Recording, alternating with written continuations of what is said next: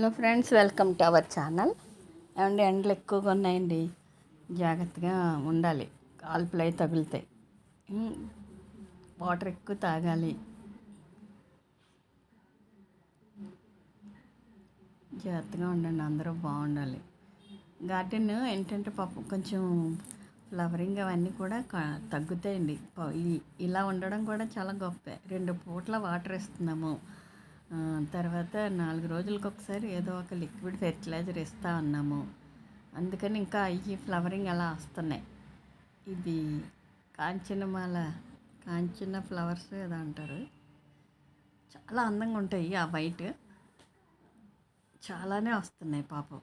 ఆ మొక్క అట్లా చూస్తుంటే ఎంత ఎండలో ఉండిపోతాయి కదా.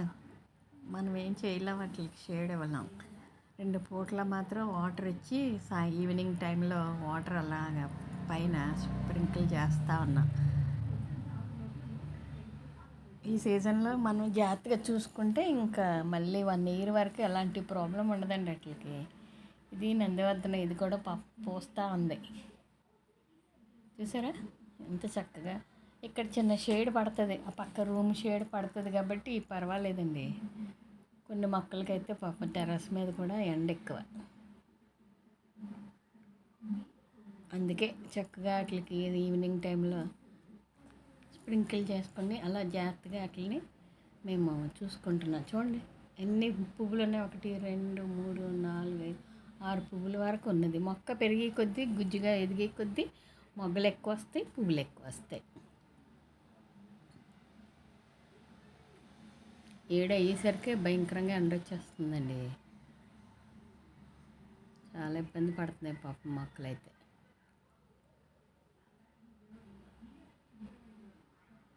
వాటికి 3-4 డేస్కి ఒకసారి ఏదో ఒక లిక్విడ్ ఫెర్టిలైజర్ ఇవ్వాలి, లేదంటే బలం సరిపోదు.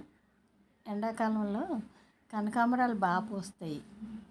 చూడండి ఎన్ని పువ్వులు ఉన్నాయో. నేను ఎక్కువగా పువ్వులు కొయ్యను. ఒకవేళ ఎవరన్నా అడిగితే ఇస్తాను, ఎవరికన్నా ఇస్తాను తప్ప నేనైతే నాకు కోసి అలాగా వాడబుద్ధి కాదు. ఎవరన్నా వచ్చి అమ్మ పువ్వులు కావాలంటే మాత్రం ఇచ్చేస్తాను. ఇది చంద్రకాంతం, ఇవే ఉన్నాయి ప్రస్తుతానికైతే. రోజెస్ కూడా 1 2 పూస్తున్నాయి.